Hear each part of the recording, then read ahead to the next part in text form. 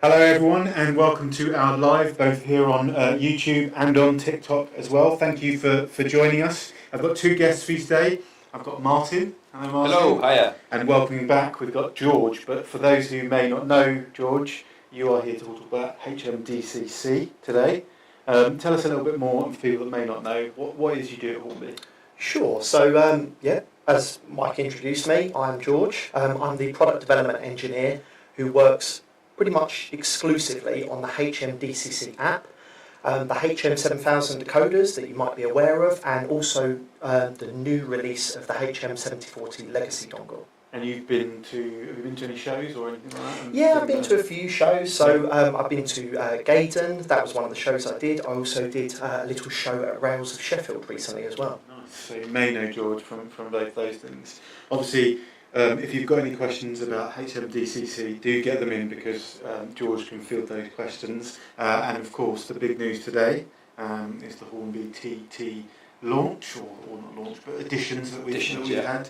And we were expecting Carl, but... Yeah, so Carl, I apologise on his behalf, but Carl actually managed to double book himself. But he's, as a development manager, developing products has to be his priority, and we got notifications of some drawings of a locomotive becoming available, of a project that we're working on. Can't say much more on that now. So he's had to dash off across the country to have a look at them to make sure that what he's working on is going to be accurate and correct. Nice. So apologies on his behalf. But he has agreed, because he's on a train at the moment, to communicate with us via Teams if there are any tricky questions that come in that only Carl could probably answer. Nice. So as long as the Wi-Fi doesn't drop out, we're all right. Yeah. Brilliant. So we'll just talk generally about the new additions before we get to the question at home. So do keep getting your questions in. The first one is a new train set into the range. So we had the Scotsman and Easterner before. Now it's the Intercity 125. Yeah, so when TT launched 18 months or so ago, we obviously were two passenger steam express service sets, and one of the things that we were kind of always conscious with TT is that people model different eras, and a lot of people now, or if they're starting out in TT, they're going to essentially probably going to want to start with a set. So it's probably more important than ever with TT that we have a kind of a broader offering from an era perspective with sets, and obviously now the HST has been launched and is in the market. It seemed like the obvious thing for us to do next would be to create a HST set for people getting out started from here onwards. No, it's a great addition, yeah. You were saying to me that the HSTs have been very popular in general, haven't they? Yeah, I mean, we're actually quite taken back by the reviews that we've seen on social media and the feedback we've had. People that have contacted us or commented that they've gone down really, really well. And from a kind of, I suppose from a sales perspective, the take-up of them has been really, really strong. The amount of people that we knew a lot of people were waiting for them, but you never kind of really know what that means until they're launched. And we've seen a lot of videos of people playing with them, especially the sound versions. Nice. So been very popular. Brilliant. And then we had the J50s. Joining three of those. Yes. So there's been a lot of lip biting at shows because it's been asked for a long time. Oh, you've got a shunter. We need a shunter. We need a small loco. And we've known for a while that the J50 was coming, but we weren't going to announce that until today. And also, I mean, for those of you who are kind of quite eagle-eyed, you'd have noticed in some of the earlier catalogues that were printed, we had said of the future locomotives that we were doing, and there was another small locomotive in there. However, we went with the J50 first, and that's all because of a region's perspective. So another loco that's been asked for a lot is either a pannier tank or a terrier, which we will get to, but we have to make sure we have the right rolling stock to go with it. So actually, there is an order in which we're going to do things. Obviously, the J50 will work with the correct era stuff from what we've already announced and have in the pipeline. Yeah, I guess there's an interesting point there where Double O has obviously been around for so long that you can kind of, I would say, pick and choose, but where you're now starting with a completely new scale, new range, you can't just throw out rolling stock that's got no, things like that. Yeah, it's in some ways, as a manufacturer, it's a kind of a good problem to have. But if you're building from scratch, which is essentially what's being done here in the UK, is you've got so many different people who want different things, whether it's by era, whether it's by region, and what do you go first? And we've gone with the approach of trying to cover broader eras But then regions will have to kind of work through as we go, because with bringing out a GWR loco, if someone's going to want something to pull, so then you've got a suite of coaches or potentially different wagons to go with it. And it will all come, but you've got to do it in order. And it's what do you do? What do you do first? And that's always going to be the challenge, because someone wants something different. But we're getting there, and as you can see from the stuff that's on the table here, that progress is being made. And then we had tank wagons, and we had some IFA wagons included, as well as Pullman coaches. Yeah, I mean, people often ask at shows and writing and say, "Oh no, is TT success for Hornby?" And I always say it is, and here's evidence of that we've had to go and produce second deliveries on the Pullman kitchen cars because they've sold out, as have the 12-ton tankers, which is a really, really positive thing that that we're kind of going up to and beyond what our kind of early expectations were. So it's a really positive thing. And then finally, obviously, accessories. So we've added some level crossings and signals, which is again building that world out. It's not just about having your locos, it's about being able to build layouts and things like that. Exactly, yeah. You need these, and there is again more to come in that, and with people building scenic layouts, which we're seeing a lot of on social media, where you're kindly sharing your images.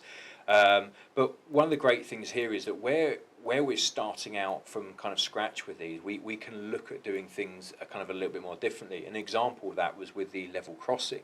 Now in our 00 range, we have a double level crossing, we have a single level crossing, and that means you've got kind of two products, and they obviously suit very different layout needs.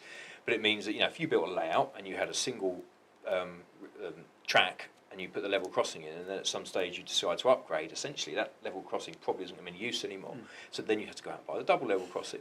But what we've done with TT, we've actually made it so that where it comes in actual parts, you can have it as a single, or you could buy a second one, and the components were able to build and build and build and build. So you could actually have almost as many as tracks as you actually wanted. So it's just being able to give that kind of a bit more thought to some of the accessories that we're producing, and the same way. The same may come, with signals and having lighting involved in them, and electrics. These are all things that we are kind of considering for the future.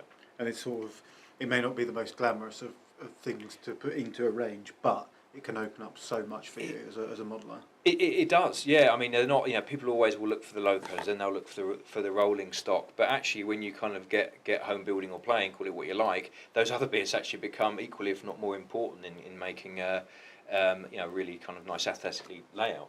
And I'm sort of looking at our range list here, and most of the due dates are October, November, and September. So. Yeah, so this is kind of following on from when we actually did the 2024 00 range launch. Is that we don't want to announce product which is kind of too far out. We want it to be relatively soon in model railway world anyway, and we with TT obviously a different approach was taken with that, and that was that there was a lot of things forward announced, which was the right thing, because it showed what we plan to do, which shows the commitment of the company and what we intend to do. But now we've kind of shown that from anything we show going on here forward or announce, we want that to be within a realistic time frame. So yeah, we should see a lot of these things sooner rather than later. Brilliant. So I'm going to switch a little bit over to you, George, because you've been sitting there eagerly waiting to talk about things. Yeah. So just for people at home, obviously some people might be watching and they might be thinking, what's HMDCC? He's said HM7000. What is it? Just give us a little bit more of an overview of what it actually is, and when did we actually bring it in? It was. So it's April 2023. No, So HMDCC is essentially our brand new control system. We started out in April 2023 by releasing the HM7000 decoders. So we released 3 different variants of the sound decoders that will fit in various different locomotives, whether you've got an 8-pin loco, a 21-pin loco, or Next 18, which is usually featured on the TT locomotives. It was a absolutely fantastic success, which was brilliant for us. But, well, that's my review. But we've had a lot of good feedback. We fixed a lot of things along the way. there's a lot of customers who are very, very eager to get more and more sound profiles. Since the last time I was on TT Talk, we have released a lot more sound profiles. I think we've probably got around about another 20 sound profiles now that you can now download to your HM7000 decoders. Now, HMDCC actually encompasses more than just the HM7000 decoders. We've also just released the legacy dongle and also this club adapter as well. So the legacy dongle plugs into the back of an Elite or Select controller, and what that means is that the HMDCC app can now control all of your DCC decoded locomotives that you would have had in the past, all through app control. So a brilliant product. It's only about £40 RRP, and it instantly upgrades your fleet of DCC locomotives up to HMDCC app control. And I remember when we were talking last, we were sort of discussing how much of a task it is to create something that's for everyone who's bought, controllers at different points in their life, and how you were having to navigate that so that you could give everyone the option. Do you feel confident now that Yeah, 100. When we set out to develop this application, we always wanted that cross compatibility. So the HM7000 decoders not only work with the app control, but they also work with the DCC systems like this Select controller as well. And then of course you've got the legacy dongle there to facilitate the DCC decoders. So everyone's happy. Anyone, whatever you've got, there is a way for you to actually be able to join into this system now. it is so obviously we've got it set up for in our Wonderworks area, and I've had a go on it there, and it really is, it's so simple to get started, and until you use it you don't realise quite how easy it is to really get stuck into controlling different locomotives, controlling the sound, everything like that, and we see it all the time with the kids there. They're absolutely loving it. It really does bring another element. And going back to what you were saying about, it's about that layout building, it's about that world building around it. And I think this is a perfect kind of introduction to that. Whilst also for those people that are used to a very, the sort of I don't want to say experts, but that side of things, you're still able to kind of tie between the two, which I think is really good. Yeah. I mean, in the past, with our Select and Elite controllers, those would have been the expert users because there's so many finite settings in there, to be able to tinker with to make your locomotive perfect. Again, when we set out with the HMDCC app, we wanted to make it as simple as possible for people to get into. So when you link one of these decoders into your app, we only want it to be about 3 to 4 button presses before you get controlling. We feel like we've developed that into this, and the legacy dongle as well is exactly the same. You can link it in, set up your locomotive to match up with your DCC address that you've got, tap on the control screen and away you go. You're already controlling. So instantly, within probably about a minute, you're up and running. Now, you mentioned about kids at the Wonderworks. Yeah. I've also seen at shows where we've had a tablet stand on the side of a layout with the HMDCC app, and it's fantastic watching kids actually come up and play with it. Yeah. We've made the UI as intuitive as possible. A lot of the functions that we have that you can fire onto the decoders, so they can play different sounds, lighting, everything like that. It's all labelled correctly, so kids will know that they're tapping a light button or they're tapping a whistles. So it's much more intuitive than it's ever been. The previous DCC controllers, you wouldn't really ever see any kids playing with them because they're very, very complex. You have to go through different menus to even get to the function buttons that you want to actually fire and use. Brilliant. And so where are you now in the project? What's the kind of next? Is it just about getting those sound profiles in?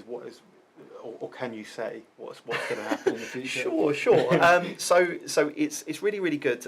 With regards to the sound profiles, we've been making sure that we've updated all of our TTS range of sound profiles, and they're actually upgraded. We've taken them right back to the raw sound files that we had first of all, and upgraded them to make them TXS profiles. We've only got about 2 or 3 more of those TTS profiles to upgrade, and they can come out at any moment because we've got the raw sound files, or we might only need to go out and get the raw sound file of one little whistle or something like that, so they can be developed a lot faster.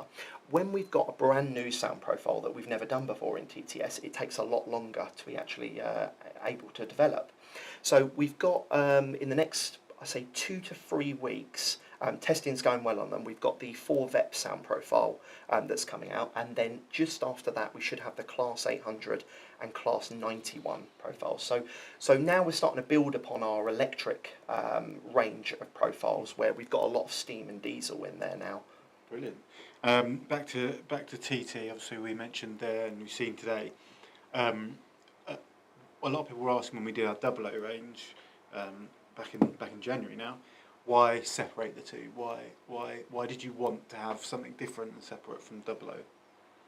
I think the main reason for that is that it's kind of different audiences, and what I mean by that is that there are some people out there who are modelling or collecting both scales, but the majority are kind of either doing 00 or they're doing TT because the scale works for them and it's what they've been waiting for, and it works better if they're home, or maybe they just prefer the size, or whatever the reason being. And I think that because of they're at very different stages. Obviously 00's been going for many years, and there are many other manufacturers, there are many other options.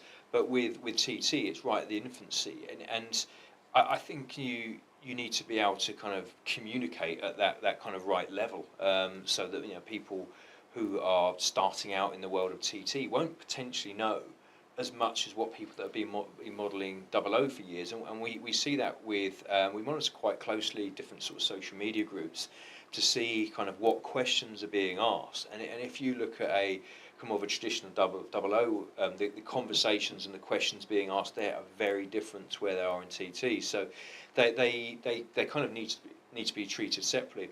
And also, if we were to announce everything at once, there would be potentially confusion. Is that going to be a TT or 00 scale? So I think there are very few things in all the products we make which are compatible across both. Obviously, HM7000 is one, and there's a few other accessories. But essentially, they're very different worlds.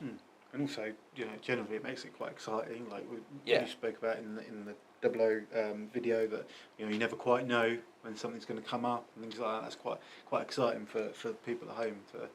Yeah, I mean, I think given that such a hand has been shown of what we are going to be producing in the coming years on CT, to have something in the offer which no one knew about was always actually going to be really difficult to do, because we still are working on the other projects as well, as you can see. But it's I think having that little kind of bit of unknown come out of anywhere does make it all the more exciting, the anticipation of it. Brilliant. Well, what we'll do is we'll go to the chat. I've got some from social that we've already had that I'll ask, but we'll start with Hollybush Railway.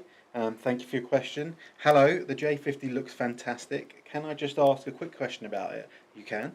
The pictures show only a rear coupling. Will it have front and rear coupling so it can be used for shunting? It will indeed, yes, yeah. And we have a 3D print of it there, which you probably still can't see, but it definitely has got a socket on the front for a coupling there as well. Nice. What we'll do is after I've done 2 questions, I'll pop those in front of the camera so people can have a little look at the samples in front. Maybe you can talk us through a little bit about them.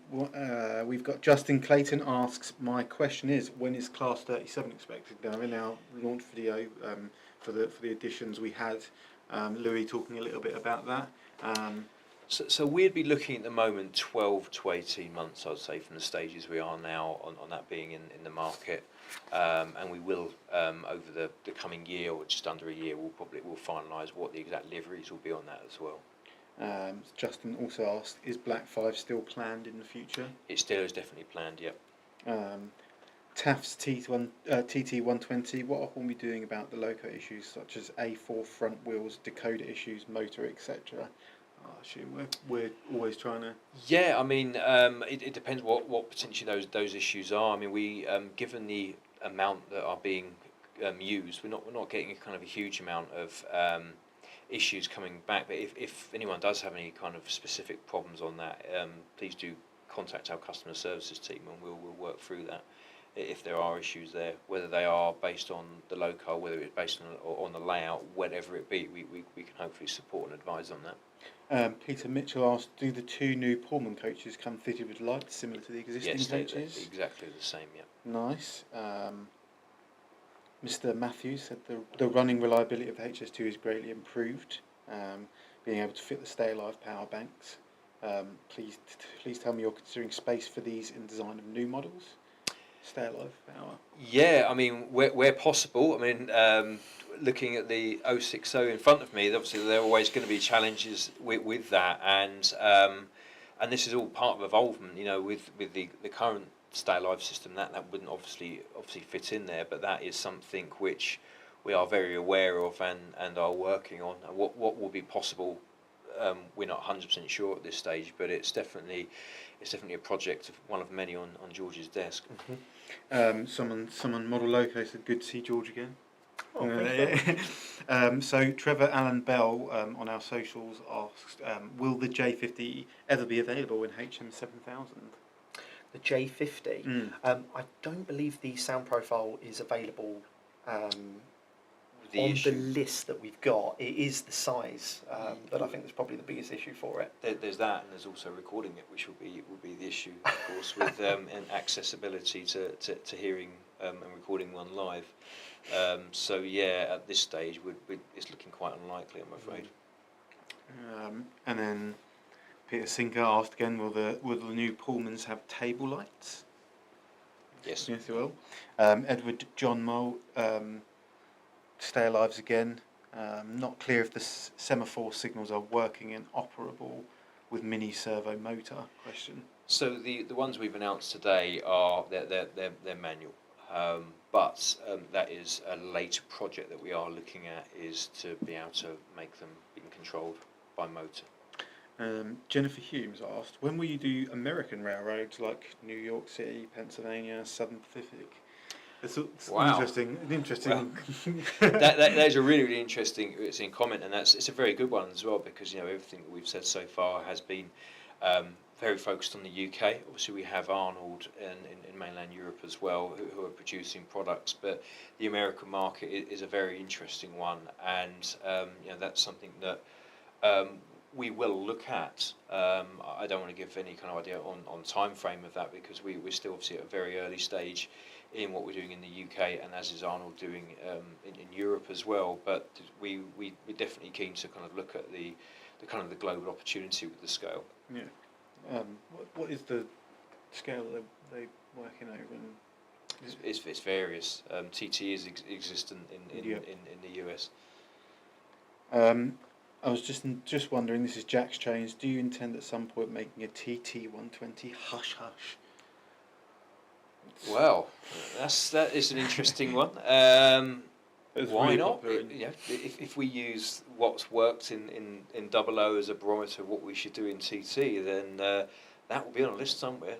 Surely. How far down the line? There are definitely things that we'll be working on before that. But yeah, never going to say never on that. Nice. Paul Davis, question for George. Is there much cross-pollination across the Hornby group of brands when it comes to electronic control architecture, such as HM7000 and the Scalextric ARC system?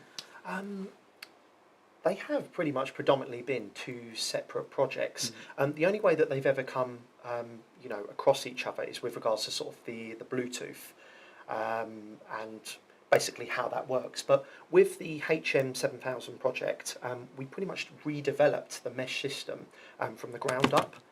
So there wasn't actually too much, compatibility across the, the two different systems, as it were. There was a few little bits where we took advice, with regards to getting it certified. There was a lot of certification that goes behind Bluetooth to make sure that there's no interference between devices. So we learnt a lot from what Scalextric had done with their systems, and then brought that over with the HMIDCC system. Nice. Someone's telling me to remind to talk into the mic, so I'm going to bring that. You guys are right. It's me. I think I'm going to come in a little bit closer for you.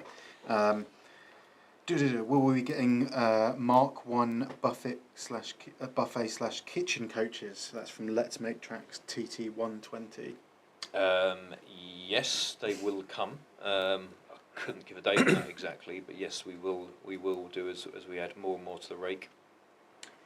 Someone was asking, is the American TT market big? So must be. Open up a can of worms with this one, and so we're at the very, very early stages of looking at the kind of the opportunity in the US. I mean, obviously we have the Scotsman, which does have appeal in the US market, and that could well be a starting point for us. But it's a project to come at the moment. It's not going to be something which we're going to be able to kind of really probably show for a year or so, if not more than that, if I'm honest. Proper chuffed 00 railways. Any idea when the SR will get some TT models?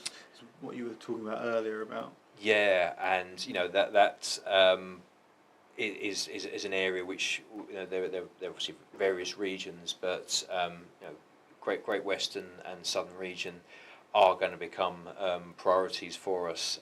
We need to kind of see through some of the existing projects that we have, which, yes, okay, they are kind of more north and eastern LNER based at the moment. Obviously, we've got the HST and some of the diesels as well, which will kind of be a bit more of a national perspective. But we will get to that.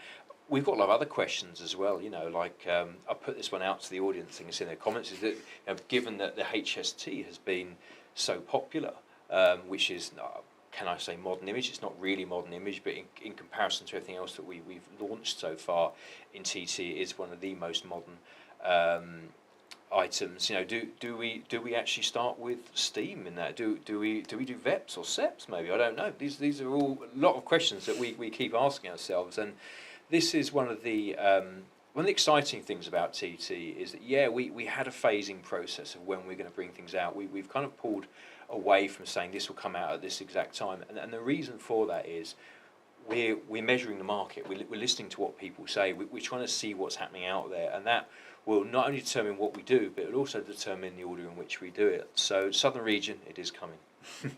So, and Martyn's just opening there, you know, do comment, do give your suggestions, because the team do look at any and all avenue for new products and new models. Peter asks, great to see TT120 progress, including the accessories. Will the signals be capable of being motorised, and is HM7000 control a future possibility? With the motorisation of signals. So obviously we've got the home distant signal, junction distant signal. So we are looking into this, you Yeah. know, investigating how we can do this. It might be a separate piece of hardware that's needed. We're not too sure exactly at this current time, so we're still in that investigation concept stage with that one. The motorisation of signals and adding lighting, that's something which is in development process, but from a kind of the physical product side of it, but as George says, bringing that into HM7000, they're ongoing projects. Hollybush Railway said, has anyone teased me about getting my feet and inches mixed up in the launch video? Very Spinal Tap, Stonehenge. So when I do voiceovers, sometimes I notice my tongue gets a little bit like twisted with some of the things, 'cause I'm doing all in one go. Yeah. And I think I've done one in there where I got mixed up between feet and inches. So there's a 45-inch I'm always wagon doing and not a feet. So, Mixing your scales up. We're metric, Yeah. We're metric children, aren't we? This is alien language. Yeah. Isn't it?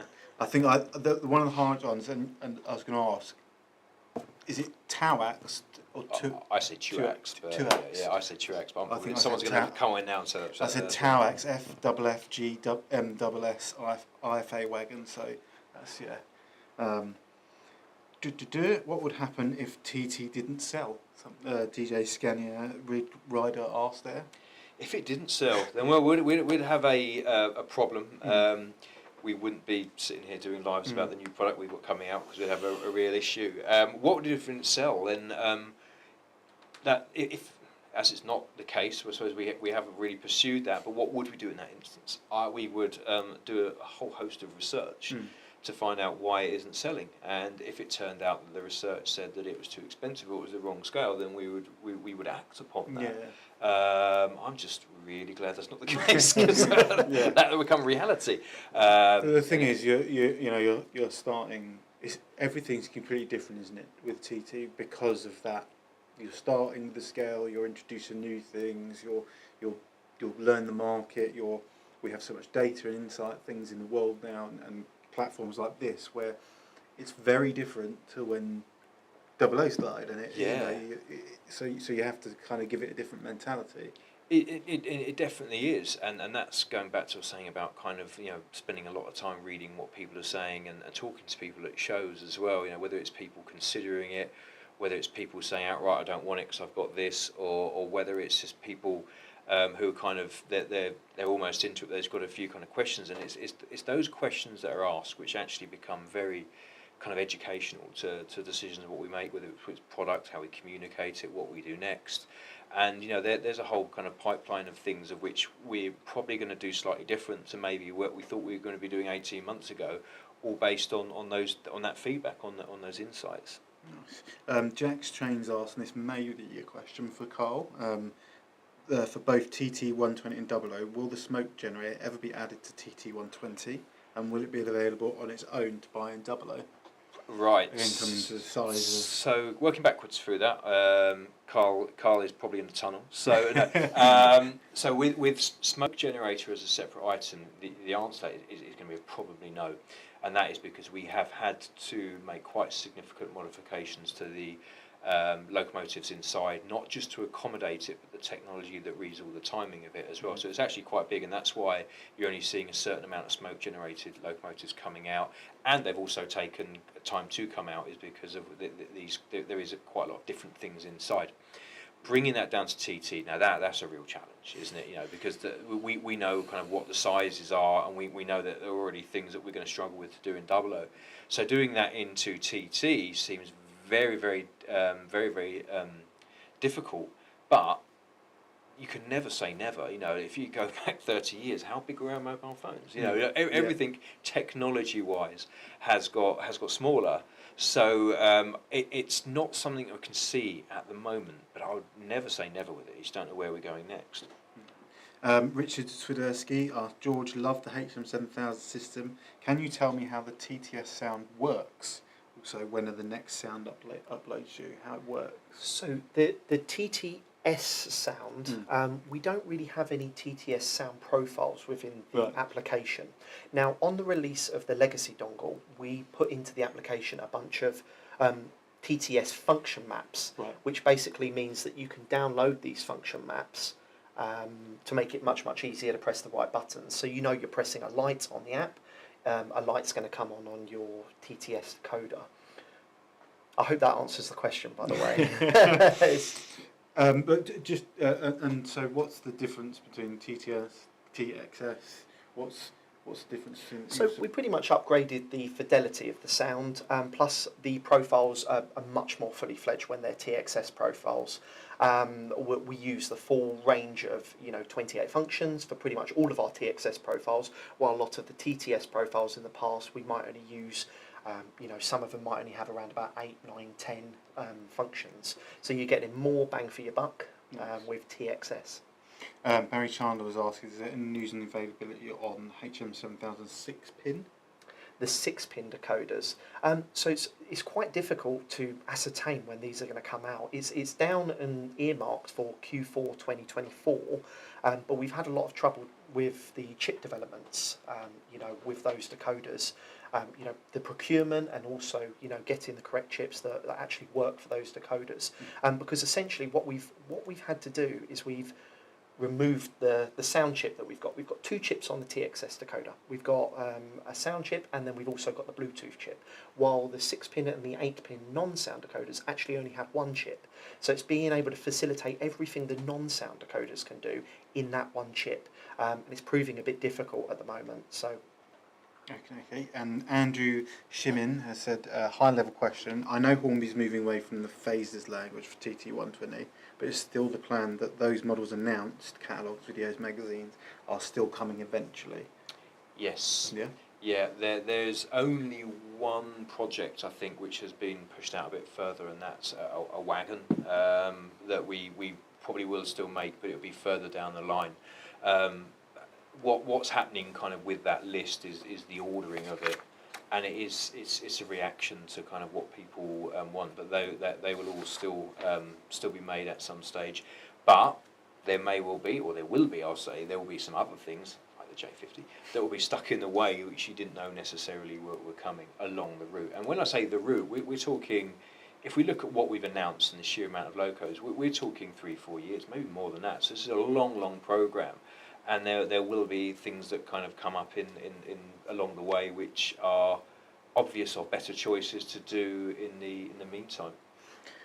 Nick Scott asked, is it compulsory to have a beard to work at Hornby? So, yeah. Is that because he's thinking of growing one, or he can't grow one? For anyone that doesn't know, that's an employee who's obviously not working today, he's on holiday, and he's taken his time, which you have to thank him for, to listen into our YouTube and ask a silly question. It's a good point, actually. You know, do you have to? The majority have at the moment. Yeah. A few of the girls haven't, but other than that, you're frowned upon if you don't. Yeah, That's the way it is here at Hornby. So. It's a hush. It's sort of a hush Yeah, in the side bit.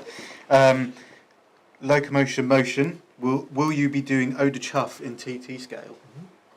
well, yeah. I mean, Yeah, definitely. I mean, it. and I know I believe the rules on chemicals that you can, or liquids you can carry on a plane have now changed, but we'll definitely be doing a smaller travel version of Oda Chuff, so you can be as successful in the UK as what you are abroad. There we are. Nice exclusive bottle of Oda Chuff, which Yeah. obviously we announced yesterday. So, that's compulsory, or does it have to go smaller? Yeah, we all have to wear it. We do, and it's creating lots of problems for HR at the moment. So we have. I'll go back to the questions here. We've obviously got some samples in front of us. We do have a camera on them. So Nate's going to put the camera on the locos. And Martyn, if you can just talk. Yeah. A bit So as you'll see there, we've got the two Duchesses in front of us there. They're not the 100% final ones. They've not been approved. There are a couple of minor defects on those. So. We have actually had a later sampling, so the couple of minors and then our very minors have been corrected, but they'll be with us very soon. We're now a matter of months away on that, so we're looking at probably around about June time probably to see those is what we're working to. Nice. So they're not far. That will come around very quickly. And then we also have. Lightly take that one away. That one. And this one in. Yeah, there we have. So shots off tooling on the 66. We for those who have seen us at the shows throughout the last sort of 4 to 6 months, we'll see that we've done multiple different versions of it that we've been showing off. So we're looking at that. We're probably tracking to round about November time at the moment for the 66. So I never like to wish time away, but especially when it's summer. But they're not far off. It's coming along. Brilliant. And then we have. Yeah, so the Class 37, that is just a 3D print. As I mentioned earlier, we're looking between 12 and 18 months away on that at the moment. Very excited for that one, 'cause probably will be my personal favourite in CT so far. Yeah, I would say the 37. It just as far as diesel goes, it's my favourite diesel. Yeah? Yeah, 37, yeah. Nice. And then we'll bring over the J. There we go. Yep, so that is just a 3D print of the J50. However, we do have, which we'll see in a minute, poor old Mike, he's suspension gadget arms. We have all the first shots off the tooling now for that. So, which is very positive actually. You know, looking to kind of where we're tracking with it time-wise, we're actually on quite a good schedule. Sadly, though, we didn't have time to build the shots up. That's why we've got the 3D there, Primwell. But that goes back to the point which you mentioned earlier, is that we are trying to be much further down the line with the project when we announce it, so that we're not announcing words. We're actually able to show something physical. Try and pop these as well in front there. Yeah, there's lots of different parts there. There's 3 different chassis. There's a hell of a lot of components. That's just some of them which we have there on the screen. So obviously you said you've got the 3D print there. Did we always do, or I say always do, have we done 3D printing for a while? Because I seem to remember us getting our 3D printer here and thinking how that may have changed the development side of things for you guys. It's been I think about 2 years now, probably, since we've been doing 3D prints. I mean, it is great that you get to see a 3-dimensional version of what's been designed.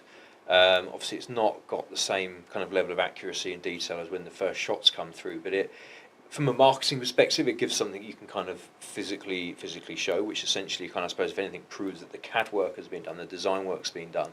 But the real proof is in the pudding is when you get the shots off tooling, because that means that the tooling is made, and we're now at a stage of either approving that or making minor modifications to it.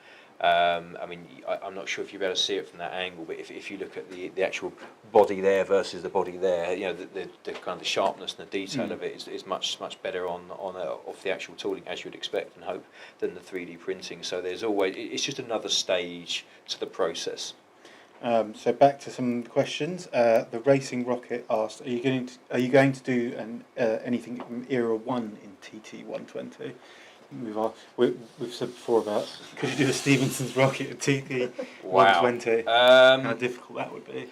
That would be a challenge. Again, I don't like to ever say never with these kinds of things, because you never know what the options might be in the future.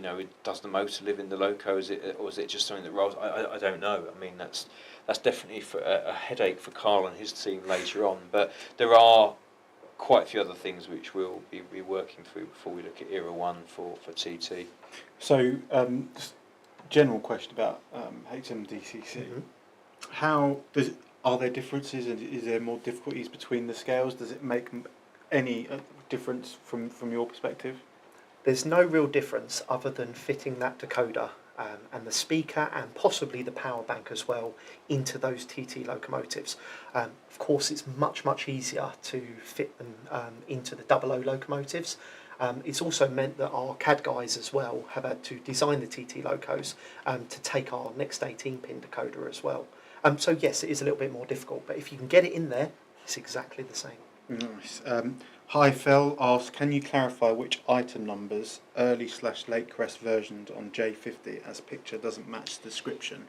Yeah, so that was a little error on our part. Do apologise for that. So the late and the earlies were around the wrong ways on the 2BR variants. So the running numbers are correct to the product code. It's just the bit in bracket, the early and late was going the wrong way, which I'm sure a lot of people would have spotted from the emblem on the side. Yeah, so we've got the BR early, J50 class, 0602. It's actually a BR late, Era 4. So it's late, not that's early. late, yeah. So that's TT3024M. It's late, BR late, J50 class, 060. And then the 3026 is the early one, yeah. But as I say, the running number is correct. It's just the text of where it says late and early in brackets, which is the wrong part. The Outcast asked, have we got any timescales when phases 3 and 4 will materialise? This goes again back to kind of. No, there isn't, because of what sits in phase 3 and 4 has kind of all potentially been muddled up now. So that project, there's never a date put on what a phase would actually be. Would it be a year, 2 years, 18 months, 6 months, whatever? But with what we've announced so far, as I mentioned earlier, we are a good 3-4 years, if not more. And the reason why I say more is what we've announced to achieve that in that period is possibly quite realistic. But bear in mind that we're going to be adding other bits in along the way which we haven't communicated yet. That will potentially make something slightly later than that. So, but yeah, they are coming, but it may be a year or so. Brilliant. I'm just trying to go through some of these. Everyone's talking about dongles. That's Legacy dongle? Yeah, but I don't think it's just particularly because of the. Right. The word about dongles. Yeah. Will you do TT120 magnetic couplings, as your 00 ones are superb? Yes, we are. Yeah, we are going to be doing them. We have already started work on development of that as well. So they will be something which will become available in a not too distant future. And there's a few people asking, so you might be able to clarify what's meant by this. Mm-hmm. HM7000 consisting. Right. So that's the next part of development that we're going to be getting on with. You asked earlier about what kind of development. So I went into sort of sound profiles. Yeah. We've got an app release that's going to come out in the next 2 to 3 weeks, and that's basically just to put app translations in it. Right. So our international users will now be able to use the system. We've also got some bug fixes in there. Some of the Android guys have had a little bit of trouble with their camera and photo reel. fix that, so that's absolutely brilliant. And then after that part's finished, consisting, away we go. So we can get basically 2 locomotives with decoders in each. Running. A great example is the Intercity TT, so you'll be able to consist that within the application.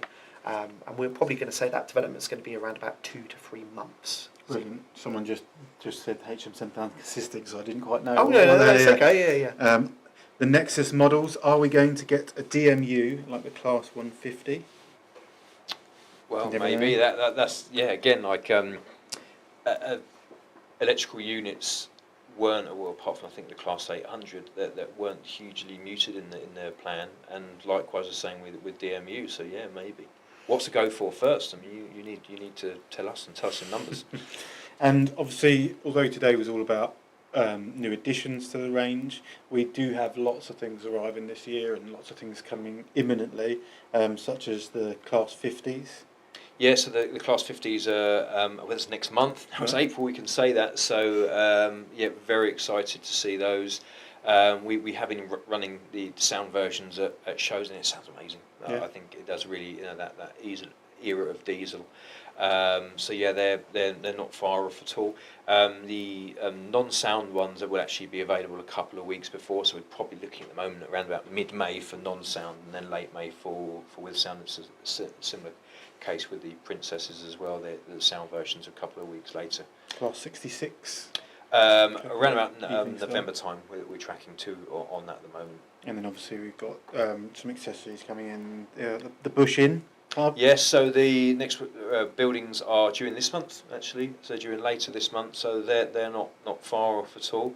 And it's been the buildings is a very interesting one, because again buildings can change with era and with region. Region's probably a bigger factor in the two. And I'd kind of always welcome the idea if people were saying, well, what we really need as a building is this or that, then please communicate that. Whether it's in this thread or on our social media channels, we do look at those. We have kind of followed suit quite a bit on what we've done in Double O, and we know what's worked.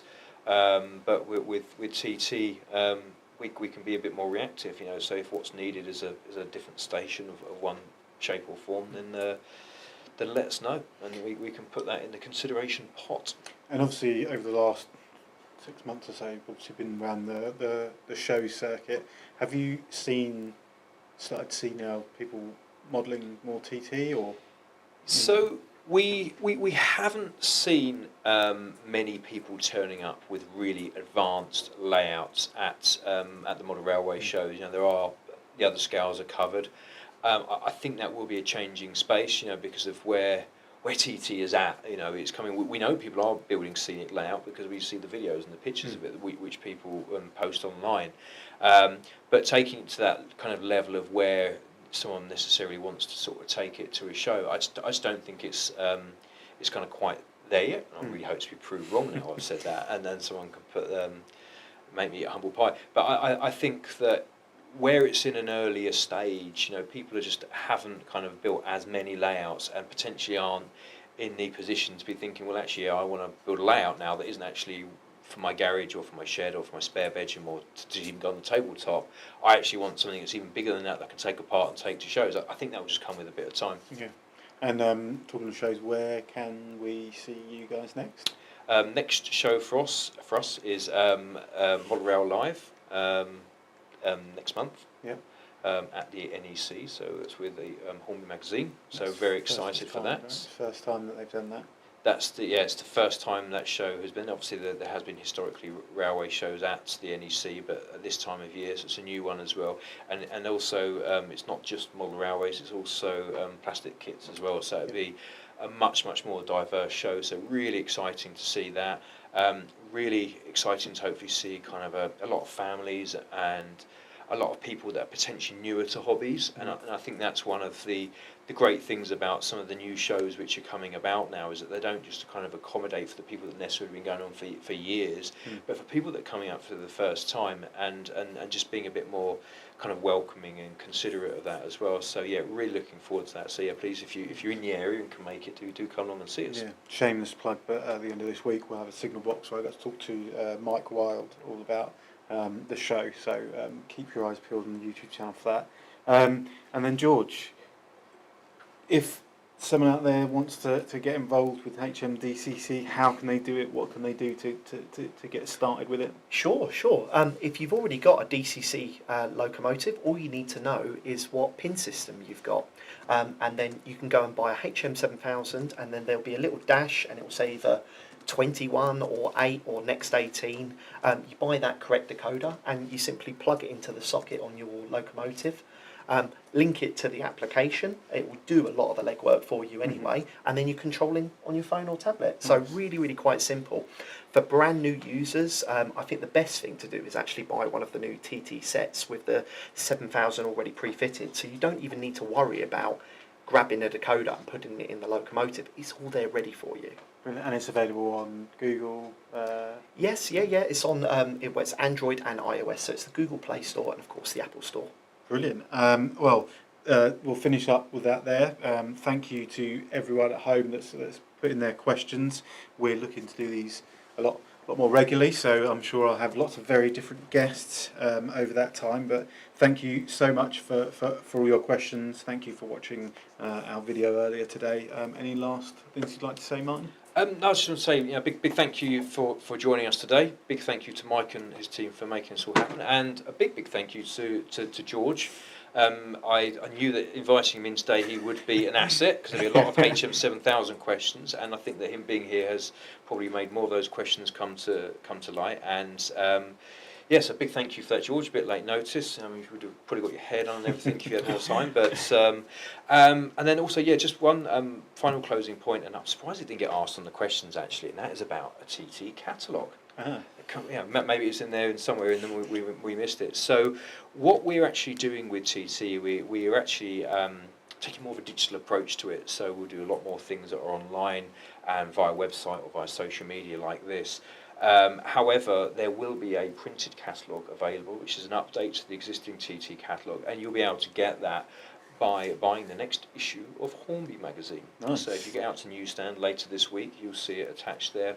At a later date, maybe towards the end of the month, we may have a PDF available on our website, but essentially it will be things which are on the website. The catalogue's got a little bit more in it, so I would recommend, if you're out and about, to lay your hands on that. Yeah, and then a question from me and the team as well, where we're trying to do more of these live Q&As and general conversations. We'd love to know what time you feel would work for you guys, whether you prefer maybe a slightly later in the day live Q&A. So let us know in the comments below for this video. It all helps for us to know what's going to be best for you. Thank you both, George, Martyn, for joining me. Thanks to the team behind, Nathan and Dan, for helping us. Thanks to everyone for watching on TikTok, and on YouTube. As always, don't forget to like, subscribe, comment, get involved. Thank you so much for joining us, and we'll see you on the next one. Bye, everyone. Bye.